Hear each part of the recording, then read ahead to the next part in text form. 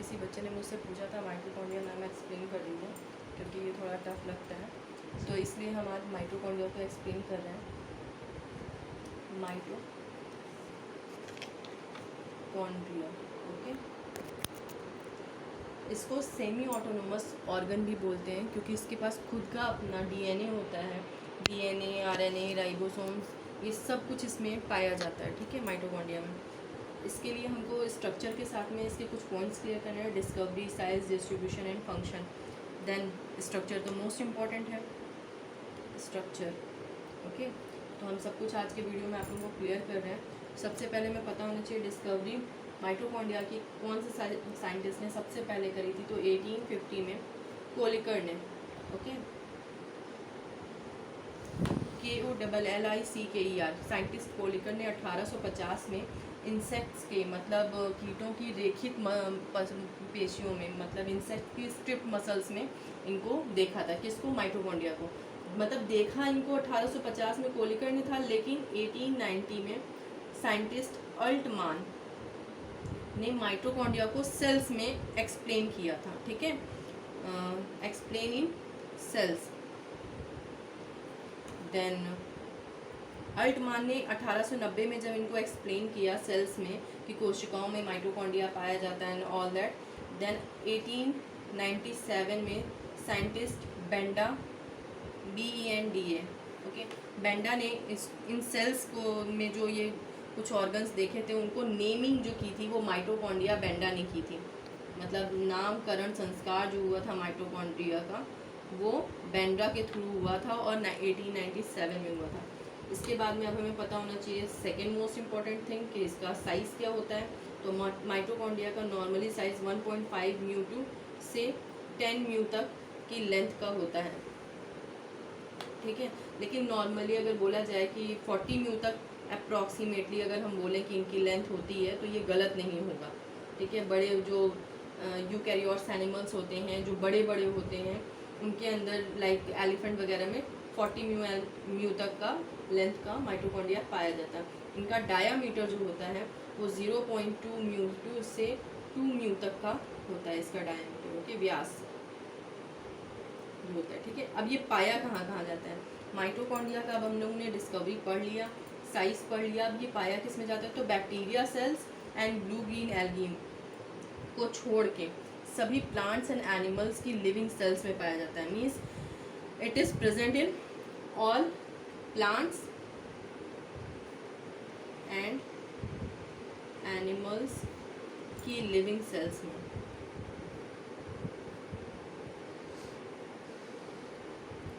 Sales में ये present होते हैं, ठीक है। तो हम लोग को अब ये तीन चीज़ें पूरी तरीके से क्लियर हो चुकी हैं। फंक्शन के लिए आएंगे तो यहाँ पर माइटोकॉन्ड्रिया को का जो जनरल नेम होता है पावर हाउस ऑफ सेल भी बोलते हैं, just because of ATP formation.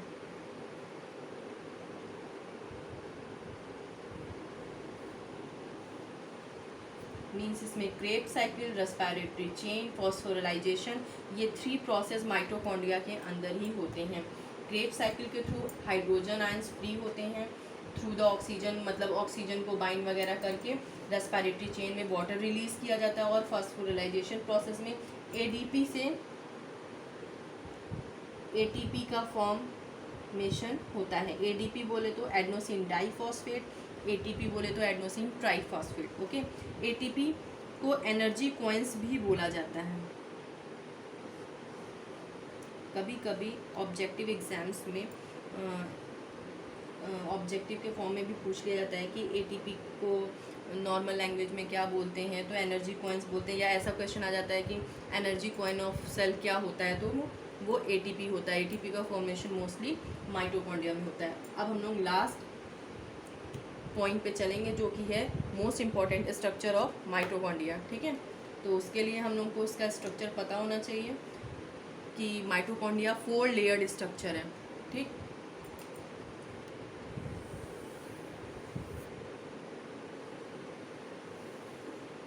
हम डायरेक्ट स्केच पेन के थ्रू आप लोगों को बनाने के दिखा रहे हैं ताकि आप लोगों को जितना टिपिकल लगता है और कठिन लगता है वो ना लगे। अगर आप लोग थोड़ा सा कंसंट्रेट करके बनाएंगे ना तो सारे स्ट्रक्चर बहुत इजी वे में बन जाएंगे। ये outer layer and outer chamber of mitochondria complete हो गया। देन इनर मेम्ब्रेन,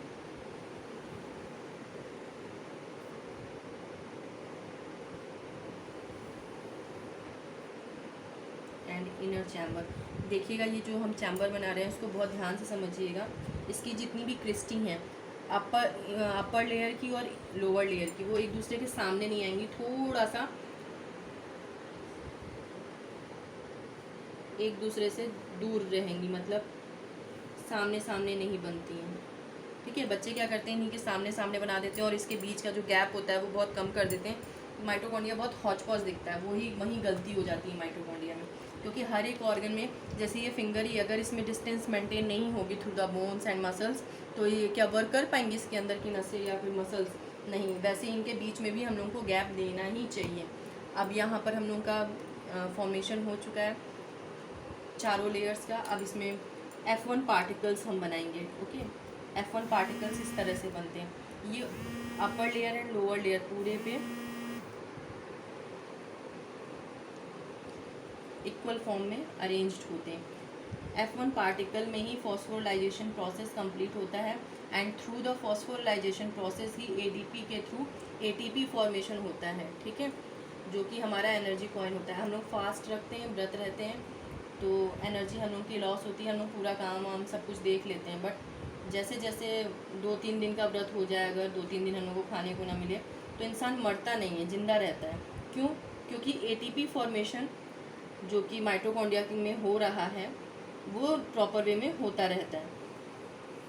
इसीलिए या ATP कॉइन्स हमारी बॉडी में, माइटोकॉन्ड्रिया में ATP के फॉर्म में एनर्जी स्टोर होती है। जैसे जैसे हम लोग को ज़रूरत पड़ती जाती है, अभी हम वो भी आपको पूरा फैक्ट करके बता देते हैं, ताकि आप लोगों को ATP का जो फंक्शन है मोस्ट इम्पॉर्टेंट, वो इजी वे में याद भी रहे और समझ में भी आ जाए। ये सारे F1 पार्टिकल्स हैं।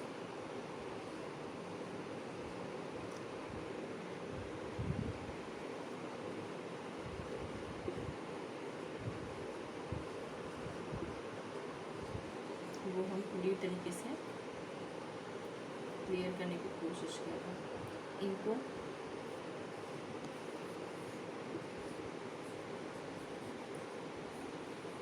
कुछ बच्चे होते हैं आउटर लेयर पे भी F1 पार्टिकल्स लगा देते हैं, बट आउटर लेयर पे नहीं होते F1 पार्टिकल्स, इनर लेयर पर ही होते हैं।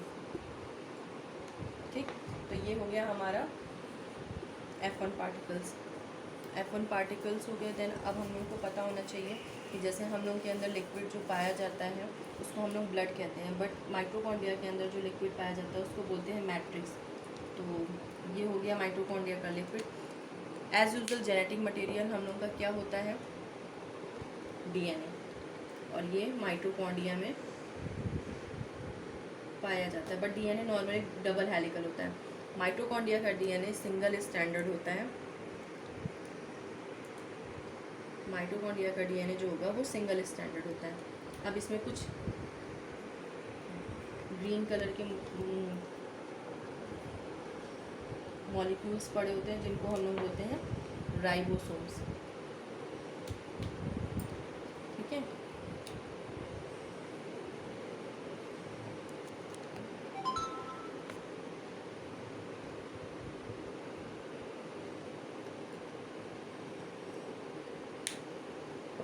ये हमारा DNA कंप्लीट हो गया। अब हम लोग की बारी है नेमिंग करने की।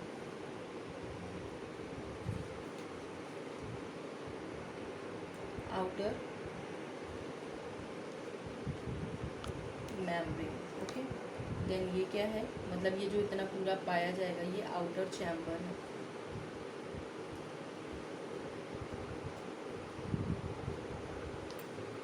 Then inner membrane,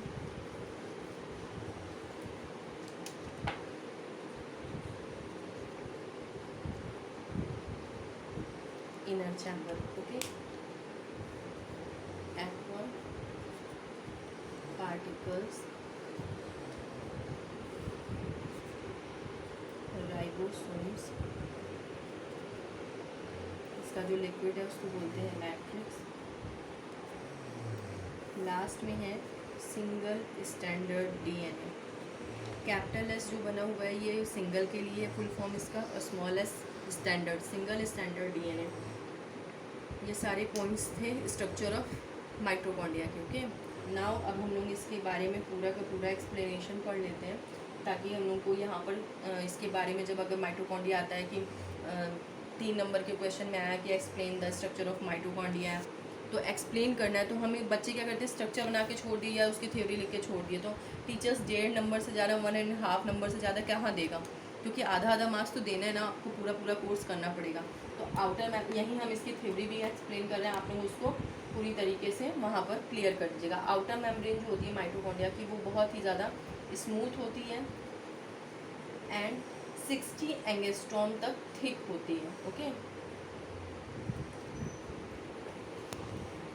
outer membrane and outer chamber कितना मोटा होता है, कितनी डिस्टेंस होती है, तो 60 to 70 एंगस्ट्रॉम आउटर चैम्बर जो होता है वो थिक होता है, मोटा होता है। ओके, इनर मेम्ब्रेन 64 एंगस्ट्रॉम तक थिक होती है, 64 एंगस्ट्रॉम तक थिक होती है।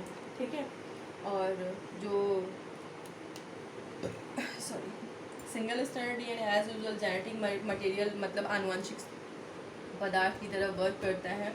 और अभी हमने एक चीज़ मैंने बोला था अभी पढ़ाते हुए कि एटीपी फॉर्मेशन वाला कॉन्सेप्ट भी हम क्लियर कर देंगे।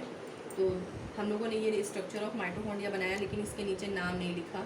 नाम नहीं लिखेंगे तो पता कैसे चलेगा कि ये किस चीज़ का स्ट्रक्चर है। तो structure of mitochondria, clear, naming ज़रूर करिए पूरा। अब आते हैं यहाँ पर जो इसका फंक्शन था माइटोकॉन्ड्रिया का, कि एटीपी फॉर्मेशन। देखिए AMP adenosine monophosphate, normally energy जो होती है वो AMP के फॉर्म होती है। मोनो मीन्स एक पॉइंट है फॉस्फेट का, ठीक है, तो प्लस 1 फॉस्फेट मॉलिक्यूल यहाँ ऐड होगा, क्या बनाएगा ADP, एडेनोसिन डाइफॉस्फेट। इससे जब एक फॉस्फेट मॉलिक्यूल फिर से ऐड होगा देन फॉर्मेशन होगा ATP। ATP को ही हम लोग क्या बोलते हैं, एनर्जी पॉइंट, जो कि हम समझाने की आपको कोशिश कर रहे थे कि ATP फॉस्फोराइलेशन प्रोसेस के थ्रू F1 पार्टिकल्स, ये जो मैंने बनाया ना F1 पार्टिकल्स में ही ATP का फॉर्मेशन होता है एंड स्टोर होते हैं। कि जैसे हम लोग फास्ट, हम लोग को खाना वाना नहीं मिला, फास्ट है, लेकिन एनर्जी तो हमारे अंदर फुल ऑन रहती है 2 दिन 3 दिन तक, फिर उसके बाद चक्कर आते हैं। लेकिन ये जो 2-3 दिन तक हम लोग बिना खाना पीना खाए काम कर रहे हैं, एनर्जी कहाँ से मिल रही है, ATP एक फॉस्फेट मॉलिक्यूल रिड्यूस करेगा, ADP बनाएगा, देन ADP से एक फॉस्फेट मॉलिक्यूल रिड्यूस होगा, AMP बनेगा। AMP मतलब तीसरे दिन के बाद से हम लोग को चक्कर आना शुरू होगा। तो ये वाला जो ATP फॉर्मेशन जैसे बना था फॉस्फेट मॉलिक्यूल ऐड होकर के, यही रिवर्स हो जाती है जब रिएक्शन, तो एनर्जी पॉइंट्स रिड्यूस्ड होने लगते हैं। सबको पता होगा कि रेस्पिरेशन प्रोसेस में एक बार ऑक्सीजन लेना और वो कार्बन डाइऑक्साइड से रिएक्शन वगैरह, कार्बन डाइऑक्साइड का बॉडी से निकलना, इसमें रेस्पिरेशन प्रोसेस में 38 ATP मतलब 38 मॉलिक्यूल ऑफ ATP रिड्यूस होते हैं, निकलते हैं और फ्री होते हैं, फिर स्टोर रहते हैं बॉडी में। कहते हैं ना खाना खाए बिना तो हम लोग जी सकते हैं, मगर सांस लिए बिना कितने देर तक रह सकते हैं। कुछ लोग होते हैं जो लोग बहुत ज़्यादा प्रैक्टिस करते हैं तो 10 से 15 मिनट की सांस रोक लेते हैं। अभी आते हैं डिस्ट्रीब्यूशन के लिए कि प्लांट और एनिमल्स में सभी लिविंग सेल्स में माइटोकॉन्ड्रिया पाया जाता है, बट हम लोग के भी बॉडी में पाया जाता है। नॉर्मली लीवर सेल्स में 1000 से 1600 तक माइटोकॉन्ड्रिया प्रेजेंट होते हैं। नॉर्मली लीवर सेल्स में 1000 to 1600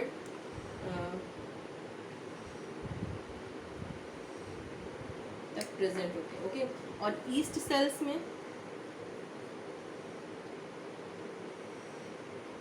मैक्सिमम 10, मतलब मैक्सिमम हमने बोला है तो 10 से कम ही होंगे प्रेजेंट होते हैं। ओके, तो डिस्ट्रीब्यूशन आई थिंक मेरे हिसाब से ये पूरा 3 नंबर का माइटोकॉन्ड्रिया हमने आपको एक्सप्लेन कर दिया है, ताकि आप लोगों को कोई भी दिक्कत ना आने पाए। आई होप ये स्ट्रक्चर और एक्सप्लेनेशन आपकी बहुत हेल्प करेगा माइटोकॉन्ड्रिया पढ़ने में। और 9th का ये टॉपिक है, 8th में भी प्लांट सेल है, इवन 11th तक में ये माइटोकॉन्ड्रिया का टॉपिक है। पूरा प्लांट सेल के अंदर ये कई सारे पाए भी जाते हैं एज अ पावर हाउस। कभी कभी पूछ भी दिया जाता है पावर हाउस ऑफ सेल क्या है, तो वो माइटोकॉन्ड्रिया होता है। माइटोकॉन्ड्रिया का जनरल नेम पूछ दिया जाता है, या एटीपी फॉर्मेशन कहाँ पर होता है, तो वो माइटोकॉन्ड्रिया में होता है। Storing power house of mitochondria क्यों बोला जाता है, क्योंकि storing of ATP and formation of ATP through the phosphorylation process mitochondria में ही कंप्लीट होता है। ठीक है, तो ये था structure of mitochondria with in their explanation. और अगर आपको ये हमारा वीडियो अच्छा लगा, आपकी हेल्प करे आपकी पढ़ाई में, तो अपने साथ अपने फ्रेंड्स के संग भी शेयर करिएगा, लाइक सब्सक्राइब ज़रूर करिएगा। Okay, thank you.